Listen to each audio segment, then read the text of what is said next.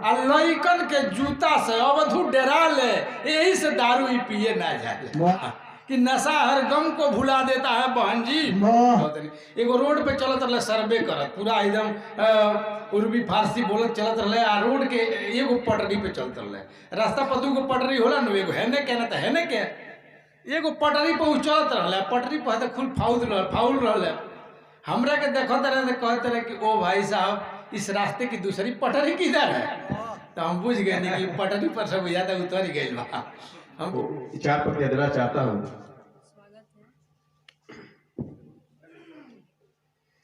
गीत परवानों सा गुनगुनाते चलो,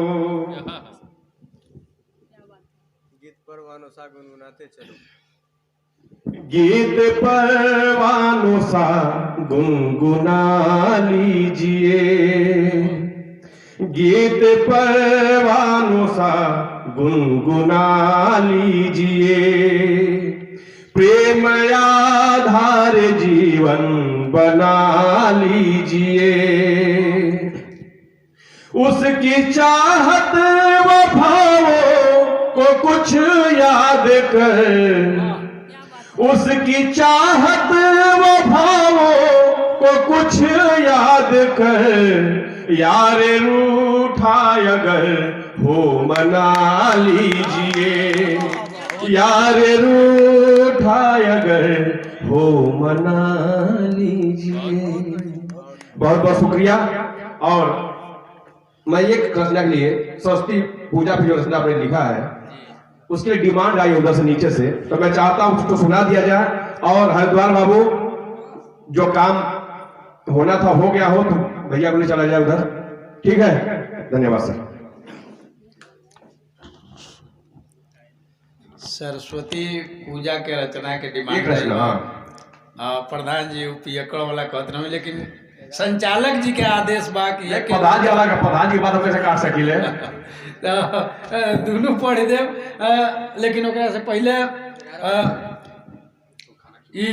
जौन रचना अब गए गायत्री नाथ जी पढ़त रहनी है, रूबी गुप्ता जी पढ़त रहनी है, गमार जी के चार गो लाइन हमरा मन पड़ गई है कि नारी नारी पर वहाँ का लिखले बने। गंवार जी से बहुत नजदीक हमने के रहल बने जा। गंवार जी लिखले रहनी कि नारी घर में रहे तो पुनीता हवे, नारी घर में। गायत्री जी सुनिए, गंवार जी 4 पंक्तियां कहे, उनकी पंक्ति मैं पढ़ रहा हूं कि नारी घर में रहे तो पुनीता हवे, कर्म में जब उतर जा तो गीता हवे, कृष्ण के संग हो जा तो राधा हो जा, राम के साथ हो जा तो सीता हवे। वाह वाह वाह, बहुत बढ़िया। ये दोनों कवित्री सब कविता पढ़ल हो, बाकी सब केहू के रचना रहुआ सबन बहुत मनोयोग से सुननी हो। बहुत, अरे वाह क्या बात है। चलिए बहुत बहुत धन्यवाद, बहुत बढ़िया, वाह वाह। हम भोजन हम आप सबन करी। कविता प्रधान जी कहते रहे हैं कि पियकड़ लोग कविता हम गई रहनी जौन देवरिया कविता पढ़नी जो ना पीटैला से बच गई नहीं। और कविता लिखैला के एगो कारण ये रहे कि हमारे एक जना घर के पड़ोसी रहा हमारा बगल वाला, और पी ले ना उनका, हालांकि हम चाचा लागे और भतीजा हमारा हुआ, वो पी ले तो उनका इतना नाम बुझाते रहे हम अपना चाचा से बतियावत नहीं कि केना बतियावत नहीं। एगो रोड पे चलत रहे सर्वे करत पूरा एकदम उर्वी फारसी बोलत चलत रहे आ रोड के एगो पटरी पे चलत रहे। रास्ता पर दूगो पटरी होला न, एगो हेने के ना तो हेने के, एगो पटरी पर चलत रहे, पटरी पर तो खुल फाउल रहे। हमरा के देखत रहे कहते रहे कि ओ भाई साहब इस रास्ते की दूसरी पटरी किधर है, तो हम बुझ गए कि पटरी पर सब ज्यादा उतर गई बा। हम कहने ठीक सामने उधर है, चले जाइए। तो कहता भतीजा कि कमाल है, अभी उधर एक आदमी से पूछा तो इधर बता दिया और आप उधर बता रहे हैं। क्या बात है। हम कहने जब उन्हें जाके के उसे दोसर पटरी पूछे बताए नहीं बताइए। कहने बताई छोड़ दनी। अब चल गई नी और ढोहत ढिमलात साँझ ले घरे पहुँचल। जब घरे पहुँचल तो बोले हम अपना दुआरे पर रहनी। वो जाता हो मलिकाइन ओकरा दुआरी पर खड़ा रही। मलिकाइनिया का अपने कहता कि हटो, कौन हो, सामने से हटो। वो कहता कि कहते मलिकाइनिया की दिमाग खराब बा, मेहरारू नहीं खेचिना। तो कहता कि नशा हर गम को भुला देता है बहन जी। वाह वाह क्या बात है। ना खेपाई तो कविता लिखनी है, कविता हम सुनौनी जरा से पिटैला से बचन ये नहीं करेली घर में उपास में हरारू और मर्दा के चटकल बटाने ला दारू। वाह खैला बिना घरे मुँह टपटपाता, खैला बिना घरे मुँह टपटपाता और बहरा तो नशा में हाथी की ना था। वाह वाह क्या बात है। आ चलेला पी के तो भौंके सन कूदता, अब बोलेला उल्टा तपावेला जूता। जूता। वाह आ नशा में दिन रात बकेला हेता ना, आखिर बर्दाश्त केहू करो तो कहता ना। वाह क्या बात है भाई। कोबो गिर जाला सड़की पर जाके आ कगरी हटावेला लोग घिसिया के। वाह आ ओकरा सुकून मिले मोरी का भीतर। अगर मोरी में गिर जाला तो के जाई उठावे ओकरा के।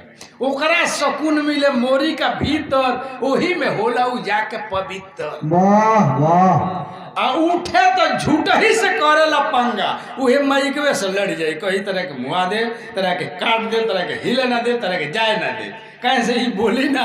तो उठे तो झूठ ही से करेला पंगा, आ खुली जाला कपड़ा हो जाला नांगा। वाह क्या बात है। वाह आ ओकरा बुझाला ना बानी उघारे, आ लोग आंख मूंद लेत शर्म का मारे। वाह आ देखे सन लइका ठहाका लगावे सन, खूब होकारे सन, ढेपा चलावे सन। वाह वाह वाह वाह क्या बात है। अब मौगिन के नजरी पर पड़ जाला भाई, उघार लगत मेहरारू ओकरा के देख लेली सन त का दशा होला कि मौगिन के नजरी पर पड़ जाला भाई, भागे से मुंहे में लुगा दबाई। वाह आ हो जासन काठ हो लाजे बेचारी, एक मुहे देसन हजारन को गारी। वाह नटखट उबाय से कहे सन बावना, बड़ा बेलज बाटे माटी लगावा ना। वाह वाह क्या बात है। एहू गड़ैना के मेहरारू के गाड़ी जानते बनी देहात में केंगा होला कि एहू गड़ैना के खोन के हलाव सर, नहीं तो चूल्ही में लौना लगाव सर। वाह वाह का कहीं भाई पिए कड़वा के हाल, आ रोजो ऐसन का सुनाला बवाल।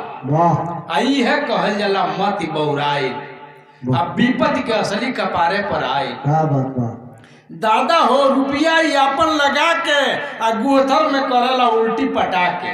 क्या बात। आ जवना के मुँहे पर टंगरी उठा के आ कुकुर ले जाले से पानी गिरा के। वाह वाह जवना के मुँहे पर टंगरी उठा के आ कुकुर ले जाले से पानी गिरा के।